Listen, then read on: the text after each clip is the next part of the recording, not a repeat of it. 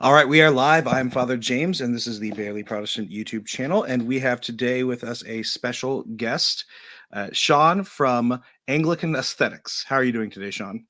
I'm doing well. It's a joy to be with you, Father James. Likewise, it's good to have you here again. How was Holy Communion today? It was wonderful. Awesome. It's just the Anglican belief that your baptism is fully renewed is something I need every Sunday. Yeah, Well, we use the 28 prayer book because we're just better that's than great. everybody else. No. Yeah. And so humble too, yeah. But we have different propers. So we have the 12th Sunday after Trinity. We had Second Corinthians 3. What was it, like 4 through 9 or whatever? So I preached on that, and I gave a good law gospel distinction Yeah. with my homily today. What were the propers for you all this morning? Yeah. So for us, it was Ephesians 4, and then John 6, actually, because we're going Nice. through because we're abiding by the ACNA Yeah. lectionary discussion in the 2019.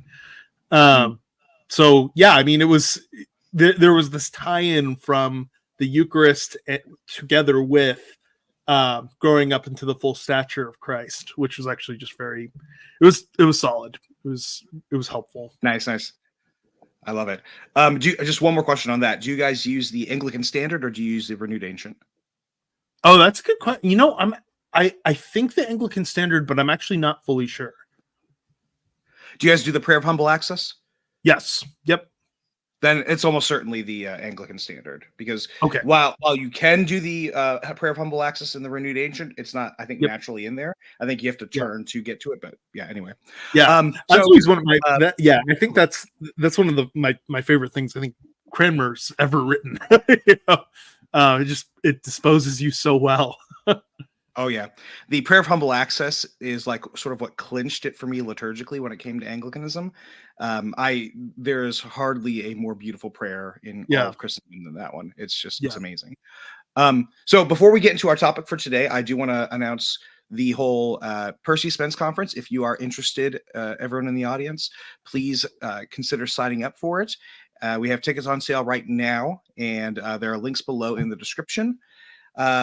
So there's that. Also, just to let you know, Sean is he's got a YouTube channel himself called Anglican Aesthetics, and I have a link for his channel there.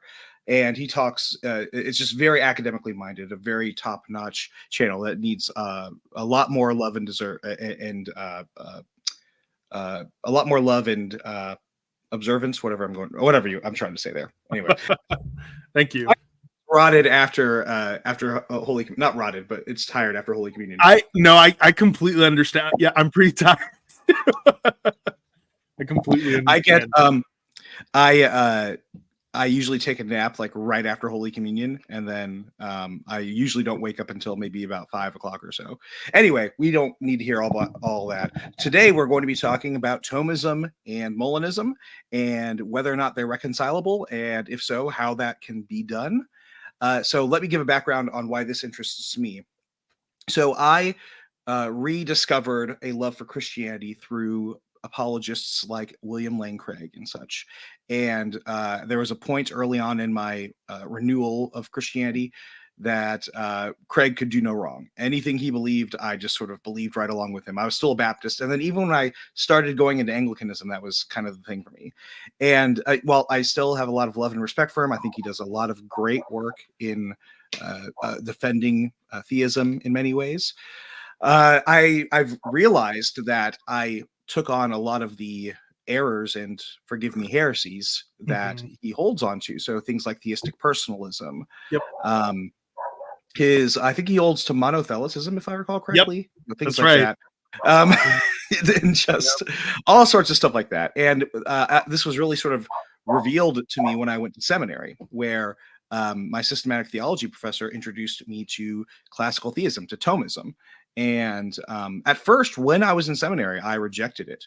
But as I was thinking through it and after seminary, I came more along the lines of Thomism. And so I've always, since after seminary, sort of considered myself at least softly a Thomist. But I still held on to Molinism. And I, within the past year or so, I was told, well, wait a minute, no, you cannot be a Molinist and a Thomist at the same time. They're irreconcilable. And I've done a bit of research on that, and I see some of the issues, but I'm not sure it's completely irreconcilable. Yeah. So I came across what you were providing on your channel, and I'm like, well, let's have him on and talk about this. So first, if you don't mind, can you define Thomism succinctly? Yeah. And then Molinism, and then we'll talk about the issues. Yeah, thank you. So yeah, with respect to the issue at hand, Thomism and the entire sort of system of Thomism places a really high premium on the aseity of God. So God is metaphysically ultimate, which is to say that all other reality depends on God, and all creaturely reality derives its existence from God all the way down. And for that reason, then, even creaturely freedom is sourced all the way down from the being of God. And this is an attempt to esteem God as metaphysically ultimate, such that he's not dependent on anything outside of himself.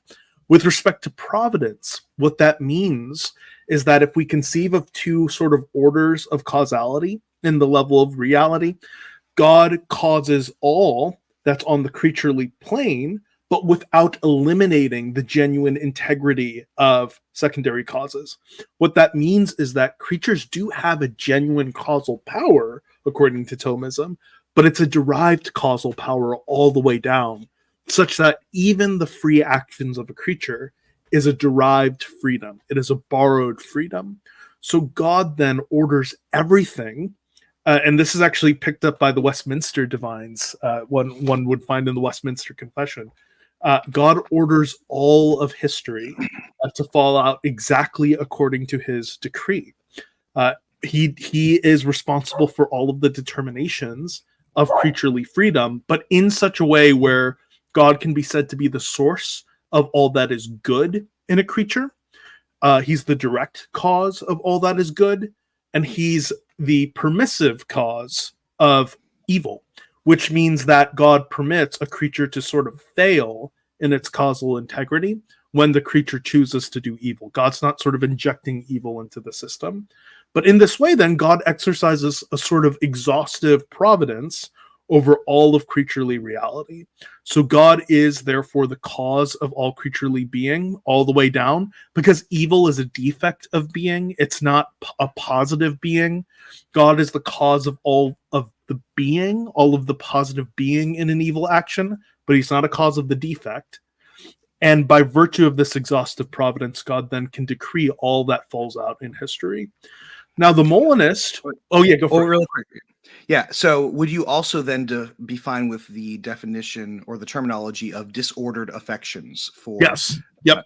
Okay. Totally. Yep. Yeah. So for the Thomist, the reason why a creature does evil on the scheme is twofold. First, God permits the creature to do evil, but God's permissive will is not a cause. It's not injecting evil into the system. And then God permits the creature to defect from him, to fall away from him in a certain measure.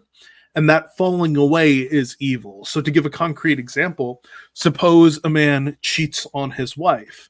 God might be the cause of the positive good, the positive being in that sort of affection. So insofar as love is good, insofar as affection for another human being is good, those issue from God. But then what the creature does is they take those affections and twist it.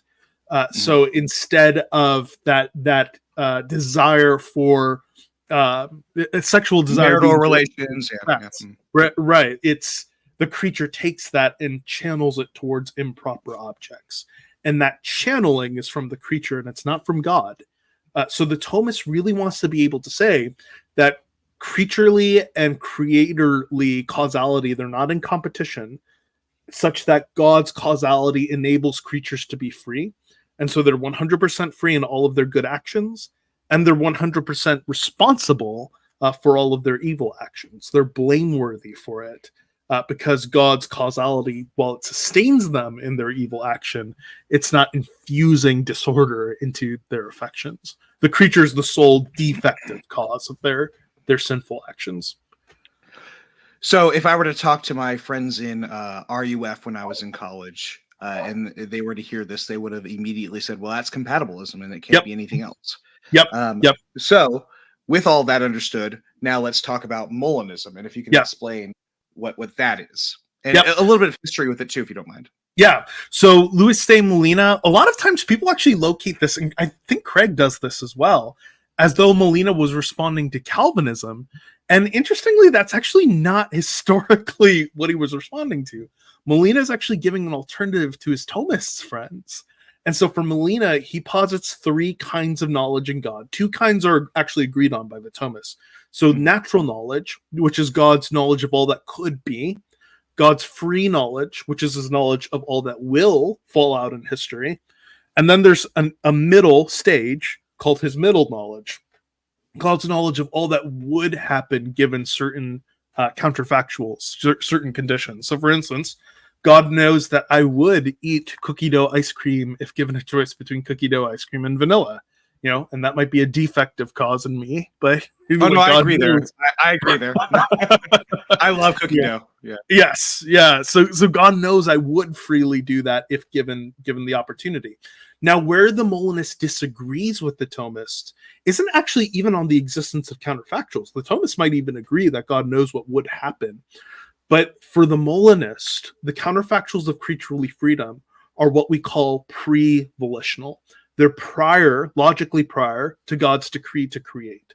So the way Alvin Plantinga might put it is that if God seeks to create a world in which all are saved, God actually has to first consider the counterfactuals of creaturely freedom that he is, as it were, dealt with. So God might know, for instance, that Sean would freely reject salvation under thus and such conditions. He would freely accept salvation in these other conditions. And God knows this with respect to all different kinds of creatures. And these counterfactuals are not in any sense determined by God. So God, to use Craig's phrase, and it's kind of a cringy phrase, God has to play with the cards he's dealt. Where God, he's sort of faced with these counterfactuals of creaturely freedom. And if creatures are truly free, God can't cause them to be other than what they are. So he just has to play with the counterfactuals as he apprehends them and decrees history based off of his knowledge of those counterfactuals. Now, this raises a very important question. So Craig is definitely the one who's most well known probably today on a popular level for promoting what he is calling Molinism. Yeah. Would you say that he is sufficiently tracking with Molina? Yeah, that's a really good question. I would say with Molina, yes. Insofar, now the way Craig differs from Molina is that Molina was actually okay with unconditional election. So what's really important in these discussions is that these models of providence often get conflated with conditional or unconditional election. Thomists, at least classical Thomists, have unilaterally held to unconditional election, which is to say that God elects some to salvation prior to his foreknowledge of any merits, which includes even the fact that they would choose to accept grace. But rather, God's elective choice is God's choice to give the grace that would evoke a free choice. So there is a measure of grace God can give to all people, and can give to the elect, such that God calls forth faith. Now, the congruous, there's a certain class of Molinists that actually would agree with that. And Louis de Molina actually might have fallen into this category. The congruous would actually agree that God's election of individuals is prior to his foreknowledge of whether they would freely accept him or not. And rather, God gives grace that under which they would freely respond, but he chooses to do so solely by his sovereign pleasure. So there's a class of Molinists that agree with that. Now, there's also another class that disagrees with that. But Molinism in and of itself and Thomism in and of itself doesn't really answer the question of unconditional election. All right. So the one of the challenges I hear is the grounding principle that's given, right? Now, with I usually hear this from people who are not classical theists, who are much more on the theistic personalism side. So I definitely want to hear how this problem gets portrayed within the worldview of classical theism. But I do want to point out, unless we want to be like Cartesians, we would say that, like, for instance, God doesn't sort of create logical contradictions. God doesn't Right. sort of determine or would you say this, that God determines in a causal sense the reality that the value of one is one, the value of two is two, No, etc. I wouldn't say that. Right. Yeah.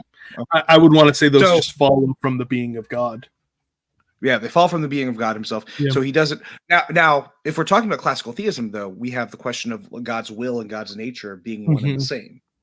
Yep. So how do we deal with that, especially within the Thomistic way? Now, I can maybe see how a Scotus might be able to deal with that question. And this is getting a bit off field, so I apologize. I'm just thinking about it right now.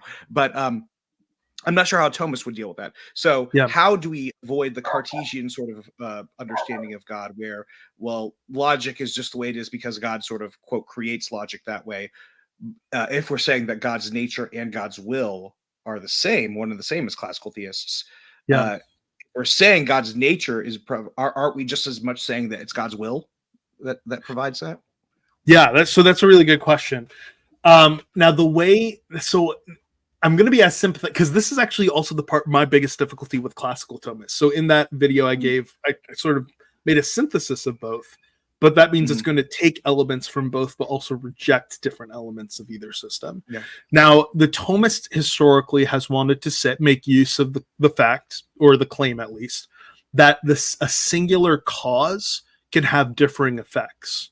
So the very self-same cause X can have the effect of Y or not Y, at least the claim goes. And so you can talk about the will of God almost analogically, where for us as creatures, we're just picking out different effects that issue from the singular nature of God, but we're not necessarily talking about the will of God as it exists in his own nature. So that would be how the Thomist gets around that. Yeah. So one of the counters that it's often used with theodicy, but I think it applies here as well, is I think this comes from the patristics, the idea that the same sunbeam that melts the wax also hardens the clay. So you look at it that way. Now, would you just say that is perfectly in line with Thomism, or would you say that you have to go more of a Scotus way with that? Yeah. So personally, I think actually you have to go. I think even just in terms of theological coherence, I think you have to go to Scotus way. Obviously, the Thomists would disagree with me, but the reason I say that is because we can actually press these problems pretty hard. So when people say something like the singular cause, the self-same cause can have different effects. So some cause X can be exactly the same in all possible worlds, and yet have the effect of Y or not Y relative to each possible world.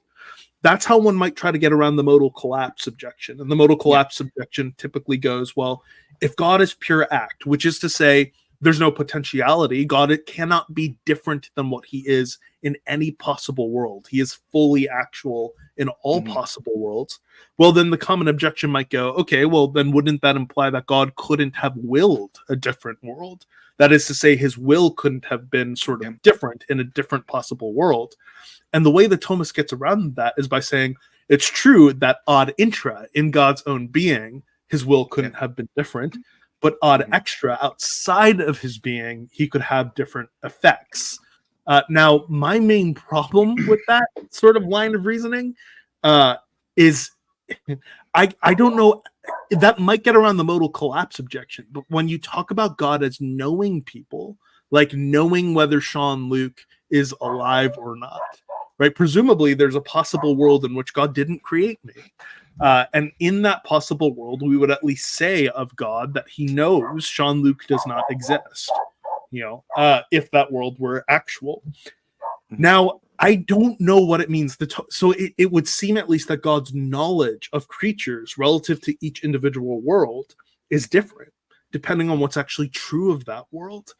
And the way the Thomist tries to get around this is, again, by saying, well, God's knowledge is actually external to God, at least when we're talking about God knowing things differently.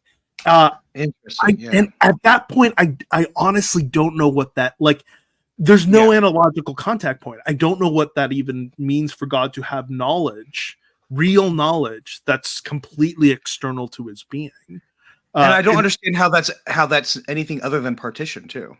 Yeah, exactly, right. So it ends up, to my mind, the classical Thomist picture at that point ends up becoming really, really problematic. But anyway, to answer that original question, the way they would try to get around that is by locating the effects of God's will, singular will, that is the same in all possible worlds, ad intra, as outside of God and different across possible worlds. All right, so then 2 questions. First one, do you think is this something that Cambridge changes might be able to satisfy? And then also after this talk, if you could explain a little bit of that, could you also sort of give a brief definition of Scotism, of John Duns Scotus in how he is distinguished from Aquinas? Good. So I think Cambridge properties are actually probably the only way the Thomists could sort of make any sort of sense of this. So for the listener, a Cambridge property is you can think of it as a kind of relational property. So for instance, my brother is older than me, and there was a time where he stopped growing and I was still growing, right? And then I eventually surpassed him in height. Now, my brother George acquired the property of being shorter than Sean, even though his height didn't change, because his relation to me changed. That external relation is what we would call a Cambridge property. So my brother George could take on a new property, even though he didn't undergo any sort of extrinsic change, because his external environment in relation to me changed. That's the notion of a Cambridge property. That's the sense in which Thomists would want to say God could have different properties. Now, there's a well-known theologian, Ryan Mullins, who claims that Thomists deny that God could have Cambridge properties. In my reading of Thomism, I think that's completely wrong, actually. So to be fair to the Thomist, I think Augustine is very clear about affirming Cambridge properties. And then I think Aquinas actually does follow that. Now, but what that means then is that the differences in the properties of God are purely conceptual. They're in us, they're not in God. They're in the way that God's properties sort of hit the creaturely mind, and not in God's nature in and of itself. The Thomist, or the Scotus rather, on the other hand, would want to say there actually are different properties in God. They are somehow one, they're one in a sense, but he makes use of kind of immediate distinction between a formal distinction versus a real. I think, and he goes with a virtual. I think a virtual. Which is in between. I think like a formal and conceptual. Something like that. So for Scotus, he really wants to say there are different properties, and it's not just conceptual, but there is also a sense in which those properties are one and the same thing in God. And I think that's actually, personally, I'm like, I think that's more coherent, because I don't know how to make sense of the implications that you get from Thomism, like God has extrinsic knowledge that can change, but nothing in God ad intra changes. Like I just don't know what that means. So the Scotus then doesn't put as much of an emphasis on the idea of God being pure act. I don't know if did we cover pure act potency? I don't know if we did.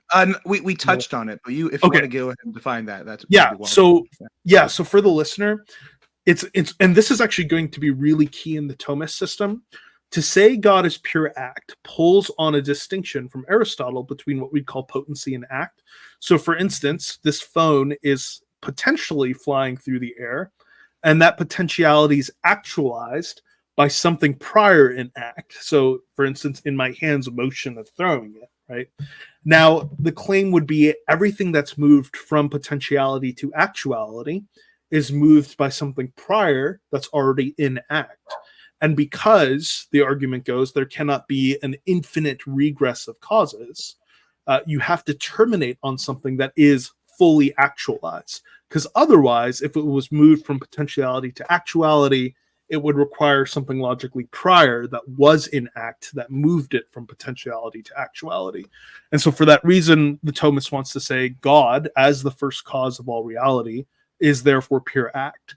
You won't see that language as much in Scotus. Now, you never see, actually, to my knowledge, maybe you know differently, Father James. To my knowledge, I never see Scotus straight up deny that. But I think he says everything that comes as close everything as short of that. Right, to denying that. And there are reasons for that. For the Thomists, it's an imperfection to have any sort of potency. For others that aren't Thomists, we don't necessarily see all potencies as imperfections. So that's kind of undergirding the main difference. So for the Molinist, I would say that now Louis de Molina, he actually did hold that God was pure act. I don't know that that works on a system in any conceivable sense, but Molina really wanted to defend that. I think if you're a Molinist, you have to say that there's potentiality, at least in some sense, in God, because God, there's a real, not just a sort of hypothetical sense, but in God, there are really different worlds God could have created, and really different ways God could be in relation to those worlds in which he created, which seems to me to be a form of describing potentiality. So I think this is going back then to the question that we just addressed right now, because isn't this problem just inherent within Thomism itself, though, not just Molinism, if we're going to admit that God has natural knowledge? Yes, I mean, I tend to think so. Now, the way the Thomists might try to get around this is, again, by making recourse Goes back to the ad extra, like, yeah. Right, yeah, an effect ad extra can be different. So the question for me is why do they allow that for natural knowledge but not middle knowledge? Is there something distinct about middle knowledge where they say, okay, now that's going way too far. Now we are talking about potentiality within God necessarily. Yep. So the real Thomist critique for middle knowledge is going to be the fact that it would seem like there's some aspect of reality to which God has to sort of play by its rules. That's not determined by the being of God. So that's going to be, I think, really the more fundamental problem that the Thomist is going to critique the Molinist for, which gets to the grounding objection. So for the listeners, what the grounding objection is just the question of, well, if there are these true counterfactuals prior to my existence of what I would do in any sort of possible world, any sort of scenario, what is it that accounts for the truth value of those counterfactuals? Now, one can try to get around this, and Craig does this by saying, well, the counterfactuals of creaturely freedom aren't things, they're just descriptions. And so it's not as though they're like properly determined, but they're just sort of describe it like sheer descriptions. And so what they're determined by is just the fact that I would freely do X, Y, or Z in a given situation. And like, I can concede that version of the counterfactuals of creaturely freedom, but then just press the problem a little bit deeper and say, okay, why is reality such that God is faced with a Sean that would freely do X and not Y in a given circumstance? And for the Molinists, they're going to have to say that that reality is like that for reasons that have nothing to do with God's being. And that's where the Thomist, I think, is going to raise a red flag. And that's where I'd actually take the red card as well and hold it with the Thomist. So while I sort of shy away from the pure act stuff, I do think that's actually a pretty powerful critique, to my mind, of Molinism. Okay, so would... I won't get back to the natural knowledge thing. I think we've tackled that enough. So given what this is concerning Molinism and this, like you said, red flag when it comes to at least with Thomism, you're proposing a sort of way to reconcile the two systems, if I understand correctly. Both Thomism without compromising it, and Molinism just adjusting it to fit within Thomism. So could you go? Before that was the other thing I wanted to bring up. Do you think that the analogy of the sort of master chess player? I know this is often used for like open theism, so I'm not using it in that route. But like, do you think that might be a helpful way to understand maybe like natural knowledge versus middle knowledge versus pre-knowledge? So do you mind laying that out? Just so for sure. And that's like, I think it's a very fruitful one. So if you think about a chess game, right, there are a number of ways that the chess game could fall out given the rules, the pre-established rules that are sort of constricting the game, right? There are a number of different configurations that could occur within that game. In any given game, there's a certain configuration that will happen, but then we could also say what a grandmaster would do if faced by a certain move. So, for instance, there are objectively ideal moves. In other words. Right, exactly. Yeah, there are ideal moves that a grandmaster would play in response to his opponent's moves, and that those sorts of counterfactuals, what a grandmaster would do in response to different sort of circumstances are the section of counterfactuals that Molinists and middle knowledge people are identifying. Now, the tricky thing about this and the Thomist critique is that, okay, the Molinist also seems to be committed to the idea, if it's true that these counterfactuals of what a creature would freely do are not either determined by the will of God or they're not necessary. So Thomas Flint makes this point that the counterfactuals of creaturely freedom could have been entirely different, right? Mm-hmm. Okay, so if that's the case, what accounts for the fact that they could have been entirely different, and that those counterfactuals of creaturely freedom are what they are? What is it that accounts for the counterfactuals of creaturely freedom that God is faced with? Because there are true counterfactuals right now of creatures that have never been created and that will never be created, that could have been entirely different for the Molinist. And that seems to then suggest that there's this sort of sector of reality that constrains God's actions, that is not tethered to the being of God, for which the being of God is not explanatorily the root of it. And therefore, he's not the root of all reality. All right. I'm so sorry. One more question, and then we'll get to your reconciliation. All right. So, oh, shoot, I had just forgotten it.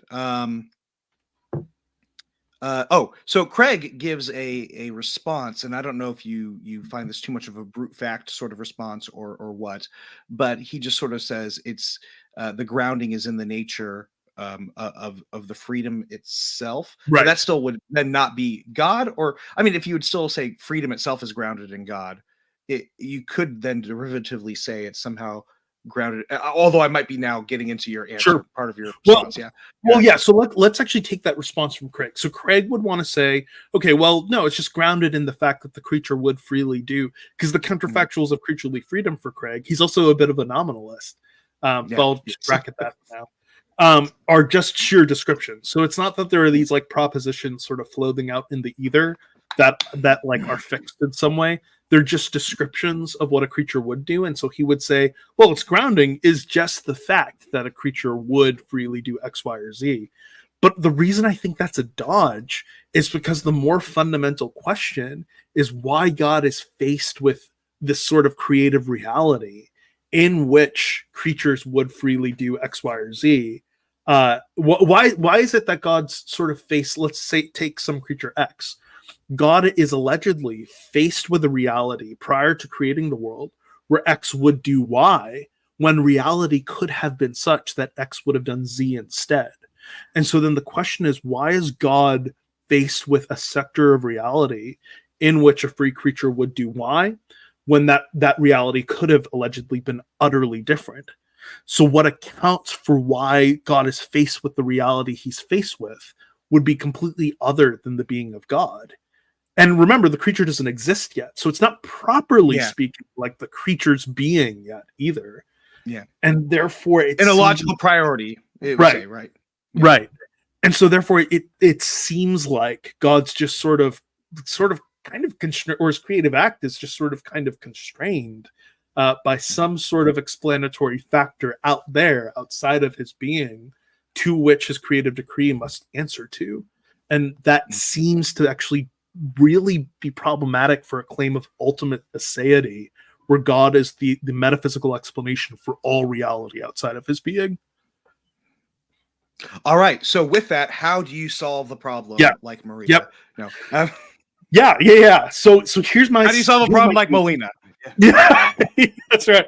And I'll also, I don't know if there's a way to link PDFs I'm trying to figure out ways around journal rules to just make my articles available. But sign up for his Patreon. There you go. Well, oh yeah, there we go. Sign up for my Patreon. Now, the way I try to go about this is by resourcing the Thomistic idea of divine ideas. Now, Molina held to a view of divine ideas. I'm going to actually just focus on the Thomistic one for brevity, and because I think it actually makes a little bit more sense, but I'll bracket out why for now. For the Thomistic idea of divine ideas, if it's true, so remember, again, the central concern of Thomism is that God is metaphysically ultimate, such that all reality outside of God's self is dependent on God. So all reality other than God derives from God, which means for the Thomists, God's natural knowledge of all that could be is actually knowledge of God's own being in the following way. Because for the Thomist, creaturely being is nothing other than a finite imitation of divine being. So God actually can know, and I think this is a really beautiful idea if you just sort of sit with it for a while.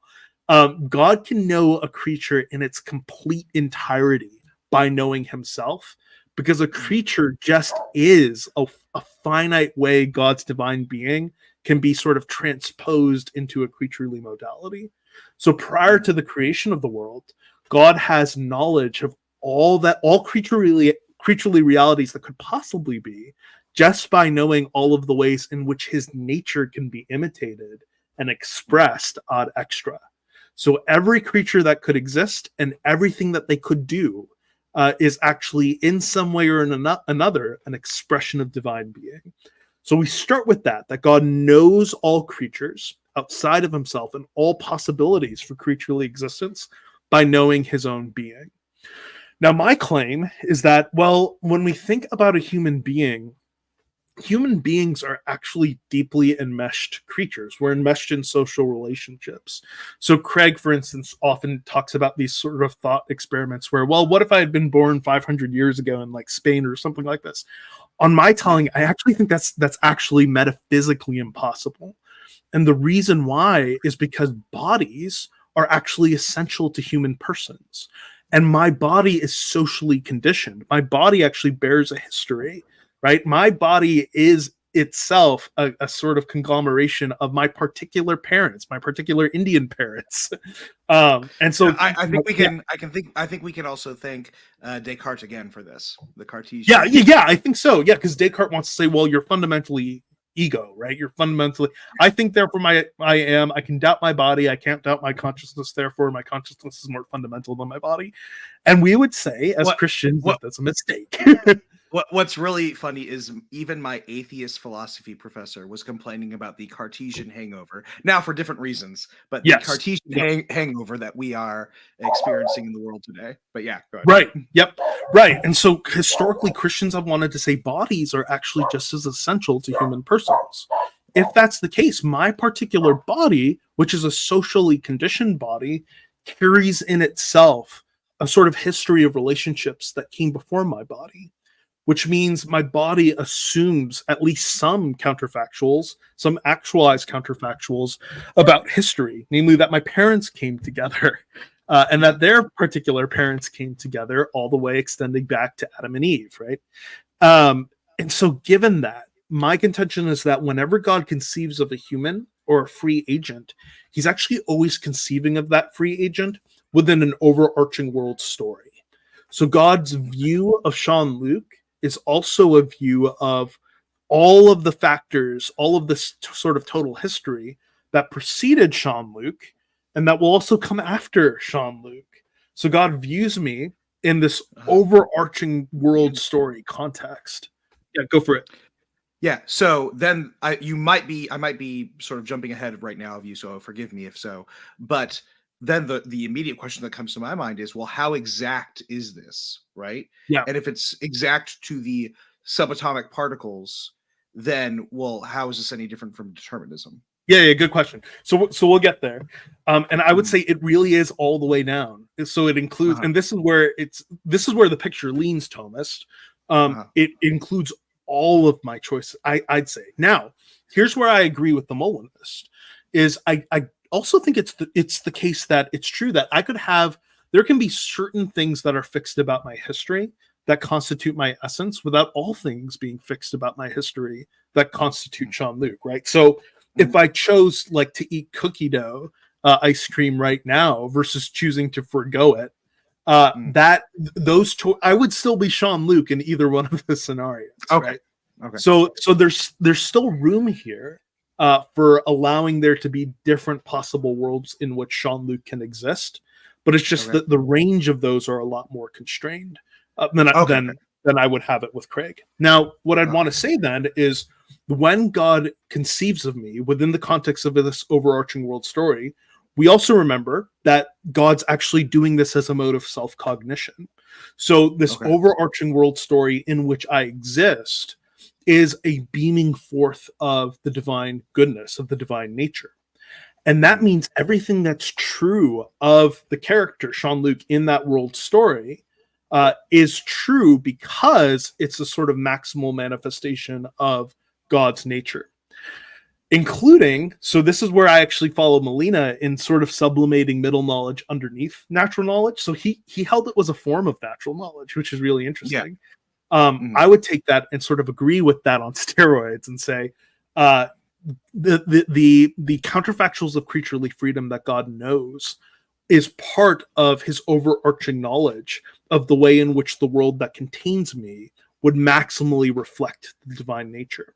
So here's the upshot then of that. I actually have on this account then, very much like the Molinist, an account of the counterfactuals of creaturely freedom being logically prior to the will of God to create. And the reason for that is the same reason why God's knowledge that a unicorn could be created, right? Like that's pre-volitional, because the way in which God's nature can be imitated in creaturely reality is also pre-volitional. It's not like God sort of chooses that for the same reason that God doesn't cause himself to be wise by an act of the will. His knowledge of himself is what generates all of the knowledge of possible creaturely realities. And I'd subsume into that what a creature would freely do in any given circumstance.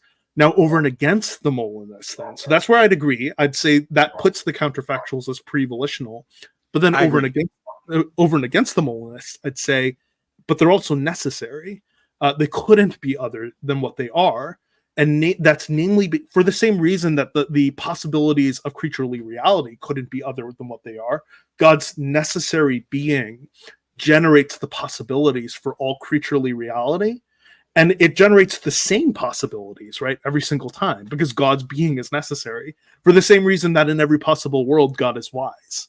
The possibilities of creaturely freedom and the possibilities of creaturely being at all are consistent across all possible worlds.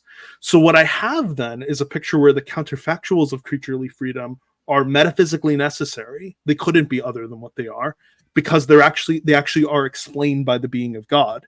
Namely, why is it that God is confronted with a Sean-Luc who would freely do X, Y, or Z in any given world?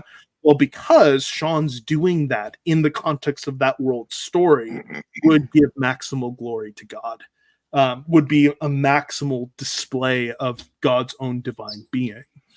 Go for it. Go ahead. All right. Can we apply?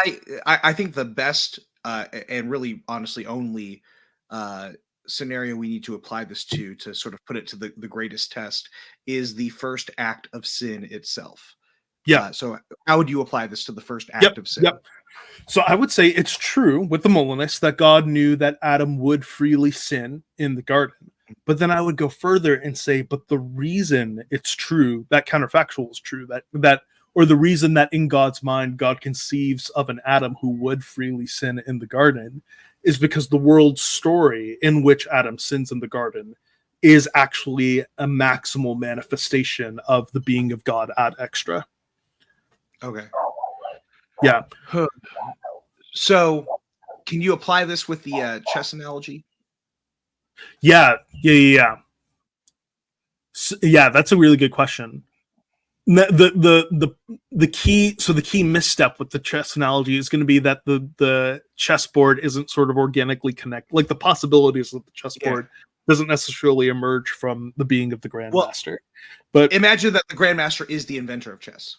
Okay, so then we could say something like, and there's going to be a problem there because invention is an act of will. But it would be like saying, well, the reason why, that's a really good question. Maybe Tolkien actually probably would be an easier analogy, or the analogy of the story. Analogy, the author analogy. So why is it that Frodo would fail at Mount Doom to throw in the ring? Well, because in the context of that story, that actually maximally manifests the exact purposes of the author. now purposes that are at the level of will there. So that's where the analogy is going to break down. But I would say on the level of nature, the reason why it's true that Adam would freely sin in the garden is because his doing so, in the context of that overarching world story, leads to the maximal manifestation of God's nature. Okay. And so how does this avoid determinism then? Yes.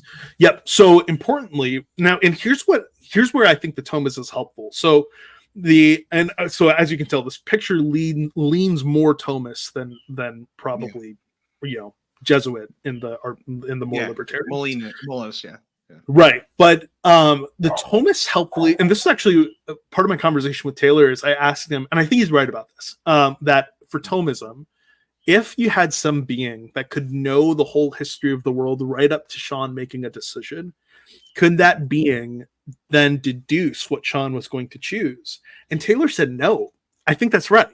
So the reason it still avoids determinism is because determinism wants to say that my choices are caused. They are caused to be what they are because of this external nexus in which I exist. And I want to say with the Molinists, that's actually not true. So it's not that the world situation is sort of a system of causal factors which then affect are the efficient causes of my choice, right? That move me from potentiality to actuality in the direction of one of my choice. It's rather the case that I would freely choose X, Y, or Z in the context of this world story. But the context of the world story is not the reason why I choose what I do. Or rather, it's not the efficient cause of me doing what I do. Let me know if you think this is helpful. If it's not helpful, please let me know why. I just had a conversation where I found out one of my parishioners is a twin. We just over repast or coffee hour, as we call it. We call it repast. And he was talking about how, like, basically everyone except for his mother, their mother, couldn't tell them apart. Like, they would have pictures for school pictures and they couldn't tell them apart and all that sort of stuff. And it got so much to the point where they would do the same mannerisms, have the same sort of actions and all that sort of stuff. And that's a very typical thing with a lot of twins, identical twins, right? So would you say that God's knowledge of creaturely freedom is at least slightly analogous to one twin knowing the other twin's actions, because not that one twin necessarily flows from the other nature, but because I actually think because it's a reflection of the first twin. So like let's say the first twin one, right, sees the other twin two. That's actually really helpful. So twin one can sort of know what twin two can do by virtue of being a reflection of the nature of twin one. I think that's largely true. Now, the difference between God and creatures is that creatures are only a finite imitation of the infinite creator. And so the reason why the ratio is what we'd call it, right? So this explanation, which is not a causal explanation, because not all explanations are causal, but the explanation for why a creature would freely do what they would is because they're doing so in the context of an overarching world story gives maximal glory to God, i.e. maximally manifests God. That's what that phrase "giving glory to God" means. It maximally communicates the divine nature. So that would be the difference there. But I think that's a helpful way of thinking about it. And the reason why it's not determinism is because we're not saying that these are causal explanations. So in the same way that God doesn't sort of cause himself to be wise, as though like his will precedes his being wise, God doesn't cause a creature to freely do what they would do, and he doesn't actually cause, in that sense, it to be the case for that a free creature would freely do X, Y, or Z in a given circumstance. But there's still an explanation, which is a non-causal explanation for why a creature would freely do what they would do in a given circumstance.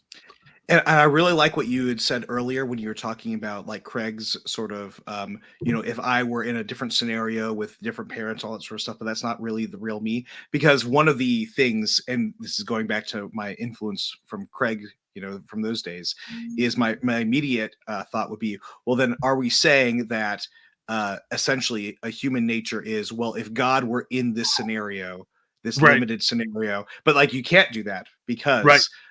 it's just completely different. Yeah. Right. Well, yeah, and that's so Well, importantly. sans the incarnation. Sans the incarnation, I should say. Yeah. That's what I was going. Yeah. Yep.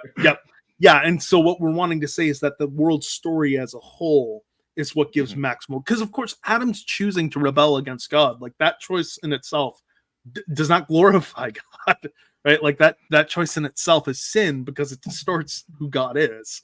But the world, in the context of that world story, tends towards the maximal manifestation of God's glory.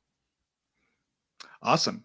All right. So, is there any other parts that you want to clean up or add or sort of clarify? Yeah. So after that, we'll go into the questions. Yeah. Yeah. So I'll try to tie these threads together because I know that's a lot, and I know that's super technical too. Because and I'm still trying to figure out a way to do this conversation non-technically. So forgive me for any sort of obscurity. But here are the sort of threads to tie together.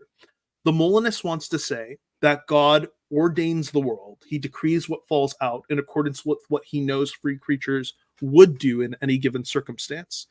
The Thomist wants to say, well, if you're going to say that, and if you're going to say those counterfactuals of creaturely freedom are pre-volitional, and they could have been entirely different, then there's an aspect of reality to which the will of God is beholden, which is not explained in any sense by either God's will or God's being.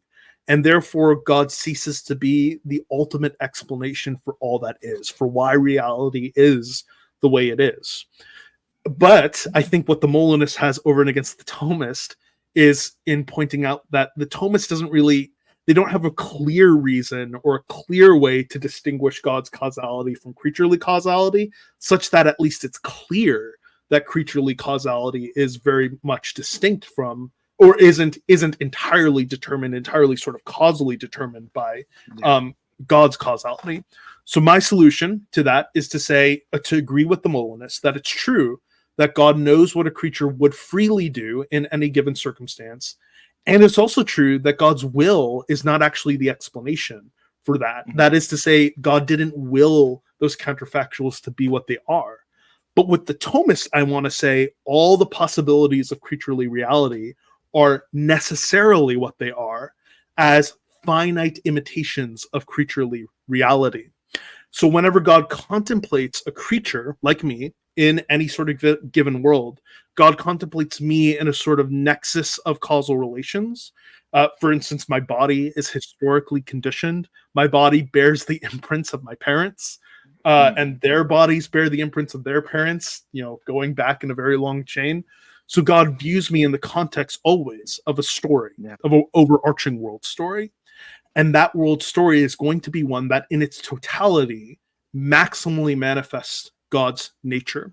And all that is true of that world story, all propositions that are true of that world story, are what they are because their being what they are tends towards the maximal manifestation of God's glory in that world.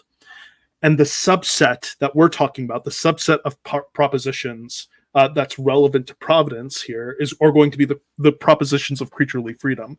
So why is it that Adam would freely sin in the garden? There is a why, but it's not a causal why. So it's not as though God's will caused Adam to sin in the garden, but rather the fact that Adam would freely choose to sin in the garden is explained by the fact that in the world in which Adam freely chooses to sin in the garden, God's nature is maximally manifest. So that counterfactual is what it is because it's being what it is in the context of that world story maximally manifests God's nature, and the manifestation of God's nature is the ground of the possibility of any creature in the first place. How much are you familiar with the theology proper of Jacob Arminius himself? Not sort of the Arminianist. Yes, yeah, he was. And well, what's so interesting is he actually kind of was a classical theist. He actually helped. That was actually his arguments against the sort of Beza sort of approach to Calvinism. He didn't really disagree with Calvin nearly as much as people would think. Right. His issue was that actually this understanding of God actually denies divine simplicity. That was his approach. Yep. And there's actually a good reason for that. So I actually agree with Arminius' critique of the Westminsterians, who actually explicitly wanted to distance themselves from Molinism. So like they wanted to say that it's actually not true in any sense that God decrees what he decrees on the basis of what he foreknows would be the case in certain given circumstances. I actually want to say with the Molinists, I think to some extent you actually do need that view to preserve human freedom. But the reason that becomes a problem for divine simplicity is because then, well, God can actually decree the sets of truth values to be utterly different than what they are in any possible world, which implies potentiality in his will. Now, I think the problem is if Arminius is going to make that argument, it actually does apply just as much to his view, just at the level of foreknowledge and the level of the worlds God could create, right? Because Arminius wanted to say God could have not created, and he's saying that in line with the tradition. And if you're going to say that, I think that's fine, but then we're all actually admitting a level of potentiality in the will of God. So I think the far better critique, the far better sort of framing, rather than to talk about it compromising divine simplicity, is that the Calvinist and the Thomist, to a large extent, have the problem of the will of God being a causal explanation of why creatures do what they do. Whereas I want to say the being of God is an explanation. It's just not a causal explanation for why the creaturely truth values are what they are. I do still, the more I think about it, the more I think the Cambridge properties approach does help out with that a bit, but that's for another time. All right. So anything else you want to say before we get to the questions? This is really been fast. I think I'm going to have to listen to it again, I think, just to go over. And then I might need to read the paper you've got as well. Yeah. Well, yeah. And please, we can go to questions. Please do ask me. Because again, it's hard because I think that the idea really emerged in the past year. So I'm still working on trying to simplify it as much as I can. So if any bit was unclear, please do feel like for anyone, feel free to ask. And I'll get to Caleb's in a second, but the reason I brought up Arminius is that there's a sort of shift in my theology through Arminius, believe it or not. That's actually how I became more of a quote Reformed Catholic because of the theology proper of Arminius himself. And I'm not obviously talking about sort of the I like him a lot, but Olson, for instance,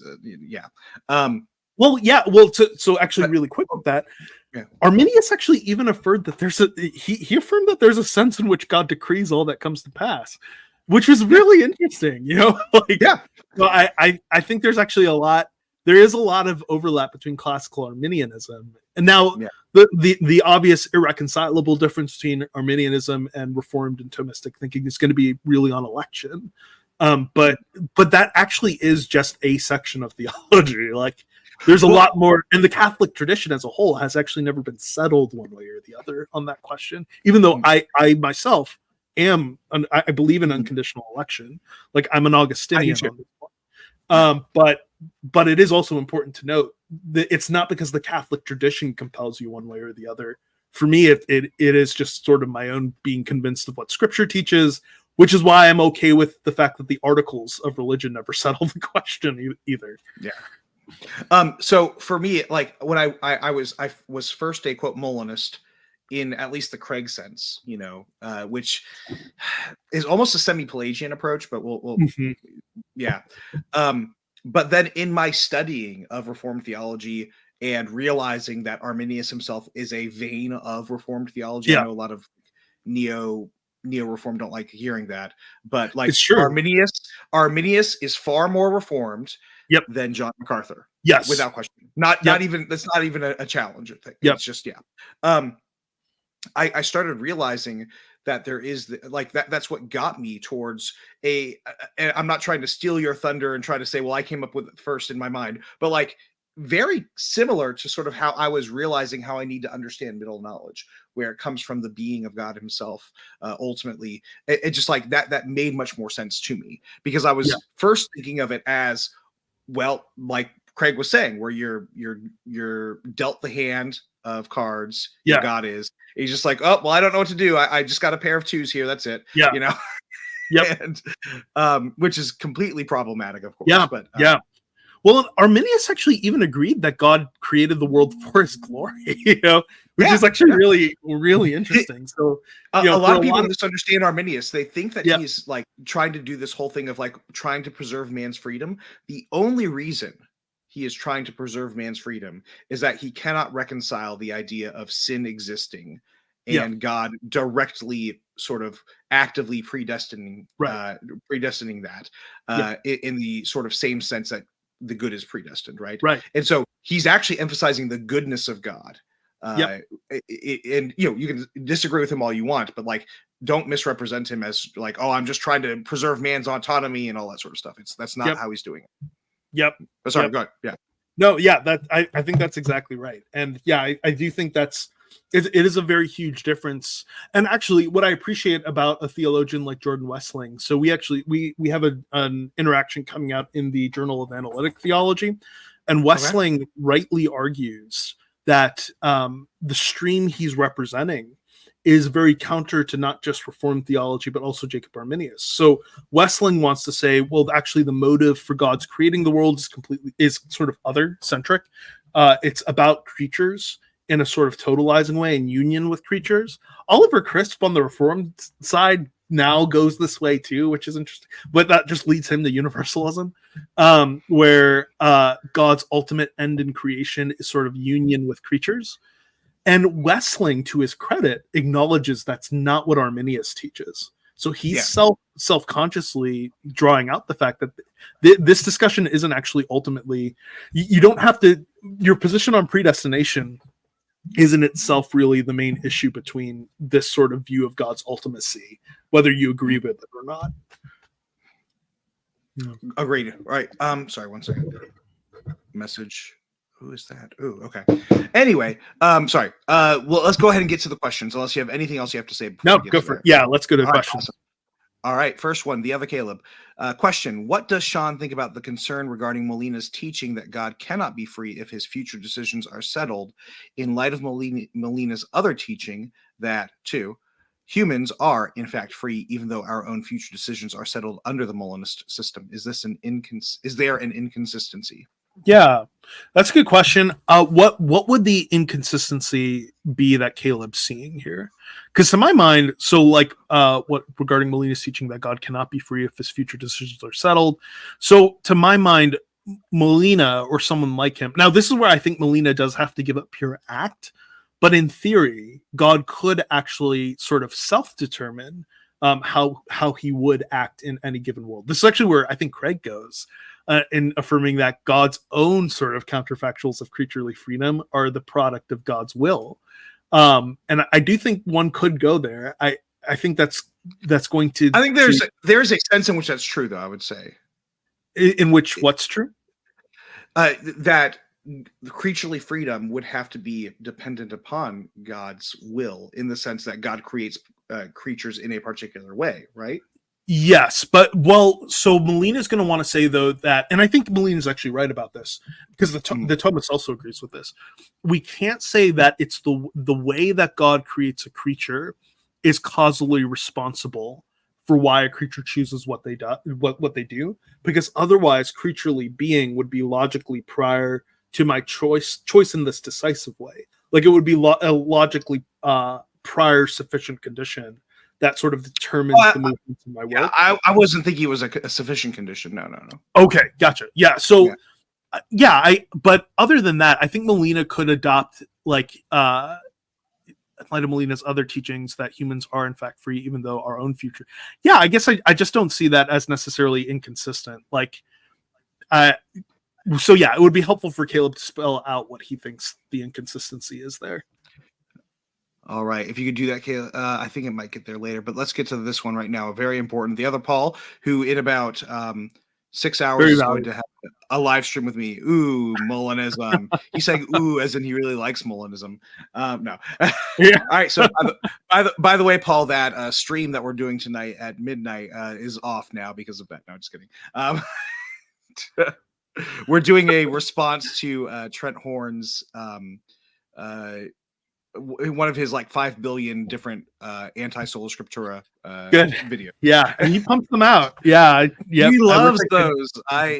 And you know, it's funny that not to get too far off topic, but this last one I just watched it or listened to it. I usually listen rather than watch, but um, he does this so often. It's literally all of the examples he gives are Baptists, and I'm not trying to demean Yes, Baptists, but that's right. when you're constantly looking at Baptists and the occasional Westminster Presbyterian, I'm sorry, you're just not. You're. It's not and again, it's not engagement. demeaning. Yeah. It's not. I talked when I had my video with Horn about this. I said this to him.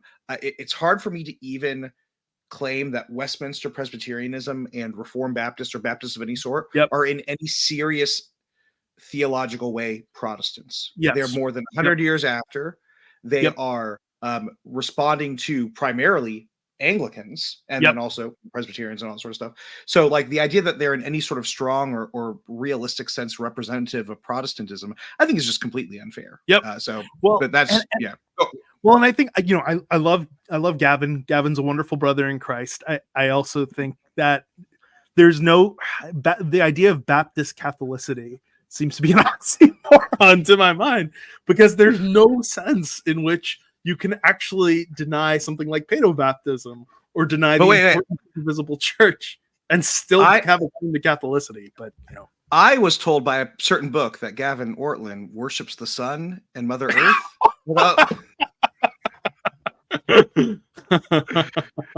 I love you, Gavin. I just had to say it. Yes. I don't believe that. He's a good guy. He's a good guy. I just think he's Anabaptist. but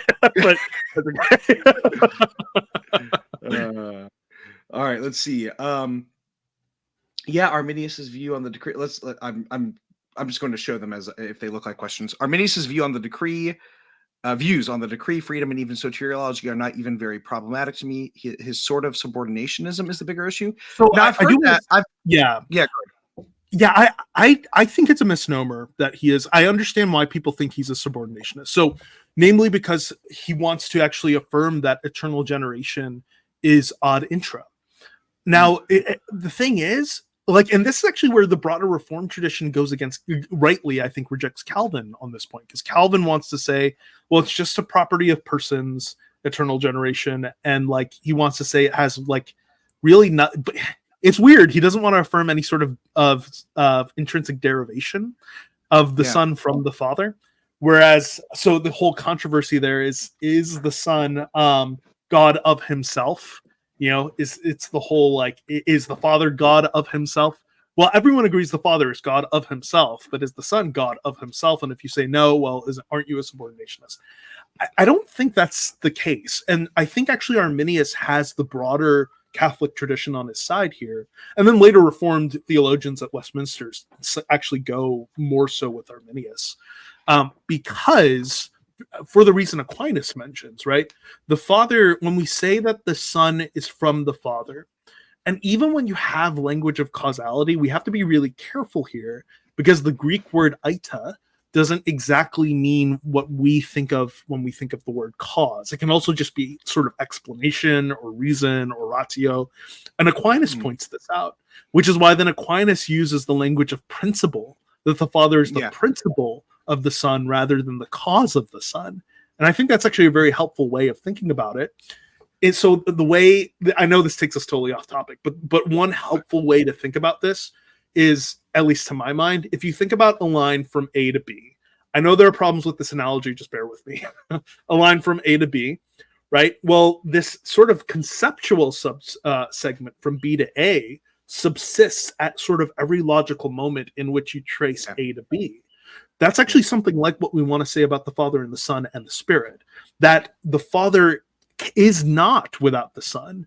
There is no Father without the Son, such that if you were to take away the Son, you would take away the entirety of the divine essence, right? So the Father the Son is actually internal to the Father, and therefore internal to his own principle.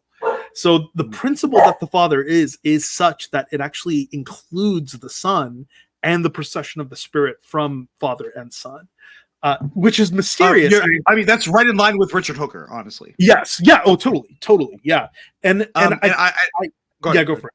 Yeah, I agree. Oh, yeah. And I agree that's mysterious because we have almost nothing like that, right?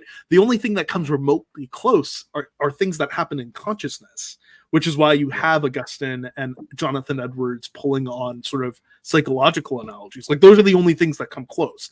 I fully agree that this is mysterious, but I don't think it's incoherent or that it's a contradiction to hold that the Son is not ontologically subordinate, even though there's a directionality of fromness. Sorry, that's my dog.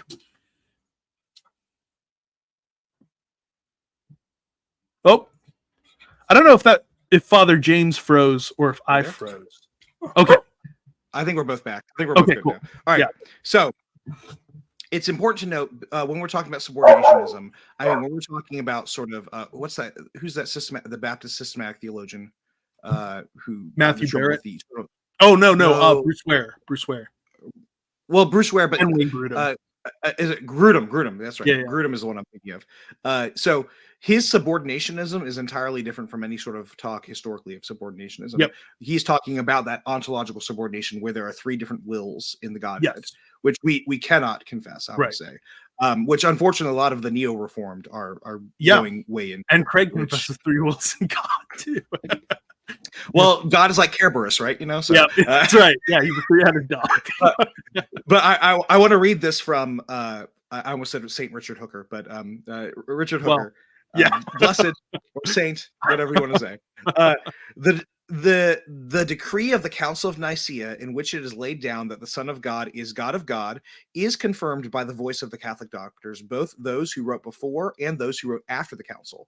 For they all, with one accord, taught that the divine nature and perfections belong to the Father and the Son, not collaterally or coordinately, but subordinately. That is to say that the Son has indeed the same divine nature in common with the Father, but communicated by the Father. In such sense that the Father alone hath the divine nature from himself, in other words, from no other, but the Son from the Father. Consequently, that the Father is the fountain, origin, and principle of the divinity, which is the Son. And then one other sentence or half sentence, the Son is from the Father, not the Father from the Son, which goes back to that A and B line that you're talking about, I think. So you would see no issue with that. Right. Yep. Yeah, exactly. And so I think that's a perfect way of putting it from, I'd expect no less from Richard Hooker. He's amazing. Yes. Yeah. And I think that's actually just, so what's important is one understands what Calvin is concerned about. So the Protestants start sort of getting iffy around this through Calvin. And what Calvin's concerned about is this idea that the Father is God of himself, allegedly in a way that the Son is not. I think what rather we want to say about divine aseity is that it's properly speaking a property of the triune God. In the same way that God's triunity, right, is a property of the triune God, I think we want to say aseity is a property of the divine being, such that, because the Father, on the other hand, is not without a Son, right? There is no Father without a Son. The Father is always the one who begets the Son eternally by virtue of who he is. That is what it means to be the Father. So I think what we want to say to resolve that concern that, well, is the Father God of himself in a way the Son is not, is to say that actually divine aseity applies to the divine being in the same way that triunity applies to the divine being. Not just to the Father. Like the Father alone does not have aseity. That would not, that then gets to a question of how do we avoid modalism, but that's way beyond the parameters of this. But I find myself the more I was a theistic personalist, the more I had to avoid tritheism, and the more I've become a classical theist, the more I've had to try to avoid modalism. But yes, I think that's exactly right. And I do think it's harder to say like, oh, which is the better error to make. Like, I don't think obviously you should avoid both, but I do think like the staunch benefit of at least thinking along the grain of classical theism, even if there are places I think we do have to sort of tinker with a Thomistic version of classical theism. I don't think a fully Thomistic version necessarily is the best way to go. But the benefit of trying to stick as close as we can to classical theism is that we want to hold both monotheism very strictly and Trinitarianism very strictly. Like we wanted to really be serious about both things. And someone like Amen. Craig, and especially someone like, who was that? I'm forgetting. Famous apologist, but he was like, yeah, God is a group concept. I'm forgetting. Van Til? Richard. No, not Van Til.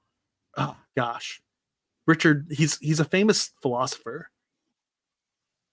I forget. He's like Eastern Orthodox or something. In any case, we want to avoid that as well. We want to distance ourselves from saying God is a group concept and affirm monotheism and Trinitarian. God is not a law firm, as James Dozel says. Yeah, that's right. Yep. Yeah. All right. Let's see. Swinburne. There we go. Swinburne. Richard Swinburne. Oh, yeah. Wow. Yep. He says that. Oh, yep. Wow. Yeah, it's pretty bad. Yeah. Arminius also unequivocally believed that faith is a gift, contrary to what many of the new Calvinists accuse him of. He also explicitly affirmed a form of reparation. Yeah. I think you have to affirm a form of reparation. Yeah. Right. Yep. And that's actually that's very important. Yeah. Arminius in no sense was a Pelagian or a semi-Pelagian. Now, again, it's true that he holds to a different version of election than Augustine, the later Augustine would. Yeah. Right. Like Arminius thinks that it's conditional. And Augustine, later Augustine at least, holds that it's not, right? Not conditional on foreseen faith. But beyond that, like that's not a Pelagian, semi-Pelagian thing, because it so frustrates me when the neo-reformed like claim that is that is the argument of Pelagianism and semi-Pelagianism. It just wasn't, because Arminius still affirms our will is so radically depraved that you need grace to get you to that point in the first place. Like Pelagius would have hated that, you know? Yeah. And people following in Pelagius's wake would have hated the idea that you need remediating grace that ameliorates our depravity to get us even to that point of freedom. So that puts him already in the Council of Orange, more so. Yeah. And I was going to say semi-Pelagius disagrees and hates that too. No. No. So real quick question. Would you say John Cassian is a semi-Pelagian? No, I don't believe he is. But also because I think, so I have a friend, I don't know if you know Kirk Jaros, who's done some work on semi-Pelagianism. I think he's right in showing that it's mostly a boogeyman. Now, I think he underplays the extent to which in the medieval church, like there were people who said like you move first and then God does the rest, essentially. Yeah. But like that was unorthodox even by Rome's lights, you know. So there were theologians who said that, and that was condemned at the Council of Trent as something that should no longer be said. So there was an issue there. But at least dogmatically and doctrinally, the church has always condemned, even Rome has always condemned anything that sniffs of Pelagianism, including the East, I would say also does. So John Cassian would sort of be on the side of the East, but he also affirms that you need remediating grace to even get you to the point of freedom in the first place. Amen. Agreed. It's so much that I had to unlearn when I was first getting, and I won't name names. No, I won't. But most people could guess some of the names, like popular voices out there. Yeah. Just with the framing, the framing that happens where, Trent affirms Pelagianism or semi-Pelagianism, and that's that's not true. I heard a Baptist accuse Thomas Aquinas of semi-Pelagianism. Oh yes, no, very bizarre. Well, according to the neo-reformed voices out there, the prominent ones, especially particular ones who recently have rejected the London Baptist Confession. I won't go. Yeah, but what was it? Oh, Aquinas. I think this guy said this. Aquinas affirmed that the will of man was still untainted by sin or something like that. Yeah, like, it's bizarre. You're right. Yeah, please present that to me. If you ignore everything Aquinas says on concupiscence. Yeah. But yeah. All right. Let's continue on it, and then let's see. All right. The supposed inconsistency, as Ryan Mullins argues, is that there is no good reason to think that God cannot be free when his future is settled. But we humans can be free when our futures are settled. So that there's no good reason to think that God can be free when his future is settled, but we humans can not be free, I guess, when our future. Yeah, I don't know if Caleb is still there and if he can clarify that, but because I mean, I agree with the statement that there's no good reason that God cannot be free when his future is settled, but we humans can be free when, or cannot. Yeah, Cannot. we, I think that's what he meant. Yeah. so there's no good reason to think that God, but we humans Oh, cannot wait. be free Oh, when no, our no, it's the future- other way around. I'm confused, but yeah. that God can be free when his futures are settled. I think that they might both be switched. There's no good reason to think that God can be free when his future is settled, but we humans Okay. cannot be free when our futures. I'm not sure. So are both supposed to be cannot? I think it actually. I think it might be switched. I'm not sure though. Let's see if there's a response. Yeah, I think he's meaning it switched. Yeah. Okay. So there's no good reason to think that God can be free when his Be future free is when settled. his future is settled, but we humans cannot be free when our futures are settled. Well, God doesn't have a future though. That's the problem. I think that just even whether or not wherever the cans and cannots be, God doesn't have a future because God is. Well, and I would say like, oh, insofar as his future is unsettled, but that is not the case for us. Yeah, I mean, I think the so that's interesting. I guess I'm trying to. Can you clarify the question? Basically, God is free insofar as his future is unsettled, but that is not the case for us. But like, he doesn't have a future. That's my point. Yes, God right. Yeah, that's right. Like his and what we want to say. Sans creation, right? Sans creation, sans incarnation. In the incarnation, yep. I mean. Yep. Yeah, God's will actualizes his free, which his future. But what I want to say is that any sort of like, so when we think about like the counterfactuals of what God would freely do in any given world, right?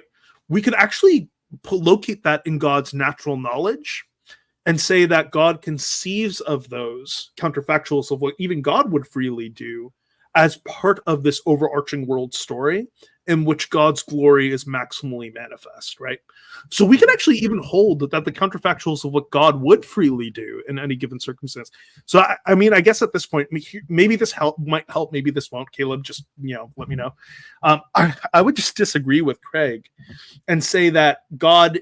It's not the case, actually, that God needs to determine what he would freely do in any given circumstance, but rather the counterfactuals of what God himself would freely do are just as much part of these world stories that God could actualize, in which God's glory ad extra would be maximally manifest. So I think those would be just as pre-volitional. What is post-volitional, but everyone sort of agrees on what's post-volitional, is what will actually fall out, because that's post God's choice to actualize a world. But that's not really controversial on anyone's lights except the Thomists under a certain when you really press them. It's straight from Ryan Mullins, so I'm confused too. That's what he said. He's just echoing what he said. All right. Mullins is a very interesting character. I'll say that. I think he actually just gets. He's a brilliant thinker, and I think he's really bad church historian. I really don't think Trent has found comebacks to my points in our interviews. So he's deliberately keeping to low church types. Yeah, I think that's the case, and I love Trent. I have a lot of love and respect for him. I do think that I don't provide assume intentionality, but it is oftentimes it is very easy to go after without being disrespectful to my more low church friends, the low hanging fruit, because I think that there is a substantial difference between sola scriptura as defined by a Baptist and a Westminster Presbyterian. And I specifically say Westminster Presbyterian because I think the Scots Confession is much better. The Heidelberg or the Belgian Confession is much better, etc. Right? Yep. And I don't hate the Westminster Confession. I just think that at least through the Princetonian lens that happens, I think it gets a lot weaker in a lot of ways. Yep. I mean, Hodge explicitly thought Calvin was too Lutheran, which is very interesting. It's a very interesting critique of Calvin. Yeah, but it's so easy to I can bet money whenever Trent Horn is going to cite a Protestant confession, the very rare times he does, it is always Westminster or London Baptist. Yep. Like it'll always be one of those two. I will bet money on it, kind of thing. Yep. And it's just Yep. like, can you talk about the 39 Articles, the Belgic Confession, the Book of Concord? Like these things are more historically grounded in Protestantism. The Scots Confession, if you want to go after like the Presbyterians kind of thing. But anyway, whatever. Yeah. This is Well, is great for me. Protestantism is one great news. Well, and to add to that, like I think, and not to get too off topic here, but to add to that, I think what's especially frustrating about, and again, I love Trent. I think he's a beloved brother in Christ. And I think he does his best work in defending Christianity in general. Yeah. But I think Trent, what's frustrating about the way the sort of Protestant Catholic YouTube sphere has emerged in the past year is that I think in the past year or the past 2 years, you've had a bunch of us who are Anglicans and Lutherans and high church Presbyterians sort of all banding together. And you can't actually critique us for not believing in baptismal regeneration. You can't critique us for not believing in baptism. So it's easier to stick with those people who like deny those things because it makes Protestants as a whole look like we're actually not trying to be Catholic. Whereas we are actually, like, magisterial Protestant again is reformational Catholicism. Yeah. And I'll give an example, well, sort of an instance of that where the reason terms like papist and Romanist came about were not merely because, we just want to stick it in their eye and give them mean names. There's an actual theological reason for this, right? Because a fundamental identity within the Protestant Reformation was that we are Catholic. We are more Catholic than the Pope. Like, that's not even a joke for us. Like, we are more Catholic than the Pope, you know? And so that Catholic identity was absolutely essential. Every time for Holy Communion or for morning or evening prayer, we say either in the Apostles' Creed or the Nicene Creed, we believe in the Catholic Church. One Catholic and Apostolic Church, right? Given that we use terms like papist and Romanist and Roman Catholic when we're being more, quote, ecumenical, precisely to exemplify our theology. Our theology is that we are Catholic. We are fundamentally Catholic. Anyway. And we don't concede the title of the Catholic Church to Rome. Rome, yes. Like and I get a lot of flack for that sometimes on social media, which that's just but and I try to explain to them, I'm saying I'm not trying to be insulting. I'm literally just this is my theology, right? So what you're telling me is I need to, in order to have a conversation with you, I need to submit to your theology. And like that's not how this works. Concede the debate. Well, I hope we were to return to Providence. I think that's right. To return to Providence, I hope that. So I'm just thinking more about Dr. Mullins' sort of framework there. I hope that makes sense. I would locate. I know I'm totally pivoting back, so this might be whiplash, but I was just sort of mulling on it. That's fine. I think I'd want to say the counterfactuals of creaturely freedom, creatorly freedom. So on the part of God, are actually just as much a part of the worlds that God conceives, the world stories that God can conceive, and therefore they're pre-volitional as well. And then everyone already agrees that God's free knowledge is post-volitional. Yeah. So you would have God as part, and I'm using part very loosely here, of the world story then. Particularly God's choices. Yeah. So the choices. Okay. Right. Yep. Mm-hmm.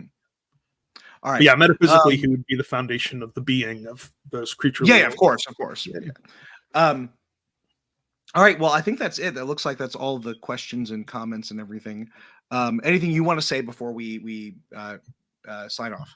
Yeah. So I'll go ahead. So I would love your viewers to pray for me, and then first I'll link the paper, link my video. I'll just send those to you, Father James, and you can figure out how to make those available. I don't mind sharing around the PDF. I don't know. I hate journal publishing.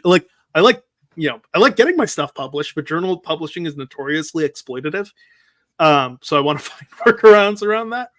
But I'll give those links to Father James. The second thing is if you could pray for me. So I'm writing a book, and I've mentioned this before on my channel. that's under contract with Whitfinstock on Apostolica Curiae. Our viewers be your viewers and my viewers might be familiar with that document, right? It ruled Anglican orders as invalid in 1896.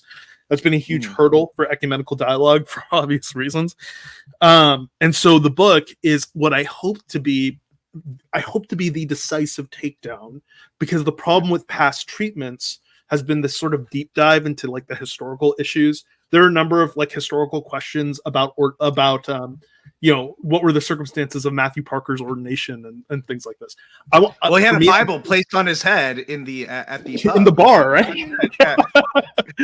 For me, I just like completely bracket those questions because other people have addressed them. They've done a good job. What I focus on is explicitly the theological argument and just drill into that. Awesome. So I think that's important. I use prayer for completing that book. If you don't mind me asking a few questions about that, I don't for sure take up any more of your time than necessary. But go for it. That's a big thing of mine, because that was one of the biggest things I came across whenever I was looking at what sort of apostolic tradition I would join. Yep. And I take very seriously apostolic succession. Yes. So the works that I found that were very helpful for me were, and this is not in any particular order, but John J. Hughes's Absolutely Null and Utterly Void, as far as the historical context of Apostolic Curiae. Did you find Dom Gregory Dix to be helpful in his question on Anglican orders? I did. Okay. Yes. His was very helpful to me. He also there's another one. Go ahead. Yeah, he also does a fantastic treatment of the historical issue. Like, what was helpful about his book in particular was he shows why the question of ordination historically, like if Anglicans were reordained, it wasn't on the basis of the claims that Apostolica Curiae claimed it was. Like Rome reordained people that were ordained under the ordinal established by Henry VIII, which sense very ostensibly have the theological problem. So there are really helpful things in those books. So I'm not bashing those. I think if I remember the Dom correctly, he pointed out that the initial arguments, and I think Apostolic Curiae references this as well, the initial arguments during the time of the Reformation might have been the instruments. I think so. Yeah. Yep. According to, I think, what was it, Florence? I think. Yep. Yeah. Yep. Right. Yeah, and John Bramall actually references that in the 17th century. Yeah. And then another one. I don't know how helpful you found this, but what do you think about Archic? Do you think that they provide of the Archic Anglican Roman Catholic? Yeah. I think the problem. I think Archic is helpful. So that's the Anglican Roman Catholic International Council, I think is what it stands for. I don't remember what. Yeah, the it's like in communion or in dialogue. I think it's helpful. I think the problem is that the Anglican side didn't demonstrate thoroughly enough that what we're saying is not just some modern cope. So like our reply to Roman Catholics has been, no, we actually do believe in a sacrifice of the Mass. Like we didn't do away with that. We think it doesn't win merit.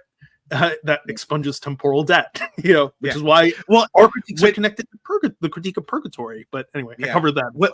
When even William Perkins is admitting the Mass is a sacrifice, it's like we're not talking about some crypto papist here, right? Yep, Zonky, who's not even an Anglican, but he's reformed. He's thoroughly reformed. Zonky talks about there's a sense in which we can even use the term propitiatory sacrifice, which is interesting. So what I try to do, what I fault that dialogue for, is that I don't think the Anglicans were concerned enough to show. And the problem is with you might have a different view of the Oxford movement. I like a lot of the Oxford movement, but I think my opinion of their problem on this issue is they constantly tried to show that the issue was that Anglicans objected to re-sacrificing Christ. And I actually do think that they were aware of that Roman Catholic response. And that wasn't their actually fundamental objection. So I do think the Oxford movement sort of gets the history wrong, and people often downstream of the Oxford movement sometimes misrepresent the Anglican critique of the Mass, because initially it sounds like we're denying a propitiatory sacrifice. But then when you dig into it, I think it actually becomes really clear, to sort of summarize the argument of the book, that we're critiquing the system of merit. We're not critiquing, we're actually explicitly affirming the notion that the sacrifice of Christ is represented in a real way in the Eucharist for the benefit of the participant. But our critique is connected to our critique of the system of merit. So that's interesting, because I had always actually been under that understanding that it was the re-sacrifice of Christ that was the thing that was being argued against, rightly or wrongly, right? Yep. And I would usually point to, I can't remember if it's Article 20 or 22, where it talks about sacrifices of masses, right? Right. This idea of Christ, the implication being that it being in the plural, it's a re-sacrificing of Christ. I do. And I do rebut. I try to argue, and this is why I think in part Roman Catholics have been able to like uphold at least seemingly the veneer of apostolic curiae, is because there were actually Anglicans. So I show this in the book, that were explicitly aware of the Roman Catholic response that, well, we're just representing Christ. And their critique even there is the fact that, well, you're still doing it to relieve the punishments of the dead. And that's what's so interesting in the article. Actually, it's connected explicitly to the sacrifice of the Mass, in which it was said that there was remission for the pains of the dead and the living. Yeah. So I actually am very convinced now that the critique is actually very tethered to the critique of the system of merit. Okay, so it's not the sacrifice in and of itself. Because if you have any concept of Christ being present, body, blood, soul, divinity in the Eucharist, however whether you want to go Calvin or Luther or whatever, you believe that there is a union to the sacrifice, right? So the question is there a fresh merit happening? Through that singular act of the Mass. Yep. And that's why, and again, that's why, like, the critiques of the Mass in Anglican writing, Thomas Cooper, who defended John Jewel and John Jewel's critiques of the Mass, they're always connected to the private Mass, to priests alone participating, and ex opere operato sacrifice. The idea being that the laity didn't even need to participate, right? They could, that would be nice, but they didn't have to, because it was thought that just by the performance of the sacrifice, you were relieving the debt of sin. This is why canonically priests within the Anglican tradition generally are not allowed to do private masses. In fact, if I have a feast day, and it's very hard to get Anglicans to come to a feast day on a Tuesday or a Friday, especially. This week we have St. Bartholomew on Saturday, right? And so it's going to be nigh impossible to get people to come. If no one comes, although we're celebrating it on Friday because we're doing it the eve of, if no one comes to the Mass for that, I will just do evening prayer. I will not do Holy Communion. I will just do evening prayer because of that canonical rule. Sorry. Sorry. So total detour, but that's at the heart of the book. So my hope is what you would get out of the book, for those who are interested, is a very thorough reading of what the 16th and 17th century mind of the Anglican Church was on the Eucharist, and what the critique of the Mass exactly was. And then I try to show, in light of that critique, if Rome wants to say, well, Anglicans need to have this understanding that the Mass relieves temporal debt, the problem is that the East did not actually historically have that, and I show that that sort of understanding. And if they want to say it relies on transubstantiation, which Bellarmine tried to do, and then there was Cardinal Vaughan in England actually tried to do in the 19th century. If you want to say that, well, then you're also going to have to invalidate Roman orders, because we have a pope that denied transubstantiation, Pope Gelasius, who was very explicit about denying transubstantiation. So I hope it's helpful. Thank you so much for coming on. I'm gonna have to let you go. One more thing though, this is one of the best books I've ever come across. Do you have a copy of this? I picked it up from the library at Trinity, but I don't own one. Okay, I love this one. It gives a lot of great short little quotes. I mean, we're talking about, it is really good. It's really, I love it. On mostly from the 17th century, but a few going back into the 16th. It's it's a treasure. I love it. Yeah. I use it quite often. Thank you very much. So it's Anglican Aesthetics YouTube channel. And you said, where is your article being, where is it published? Yeah, so it's published in the Haythrop Journal, which has a paywall. Okay. So I'm going to send the article to Father James, so you can reach out either to him or to me to get the full article. Or you can go on his Patreon and Yes, and get it through him there. that's right. As Yes, well. all of my published articles are for I put them up for my patrons. So. And then finally, I'm really looking forward to this book that you just talked about. Do you have a name for it yet, or? Yeah, so it's called Null and Void. Why Apostolic Curae must be rejected. Nice. And it ends with the sentence, in the 21st century, we must consider Apostolic Curae null and void. Yes. Love it. I'm definitely looking forward to that. Do you have a soft date for that when it comes out? The manuscript is due January 5th. After that, Whip Stock will copy edit and do whatever they do. And then we hope to get it out by hopefully the summer of 2025.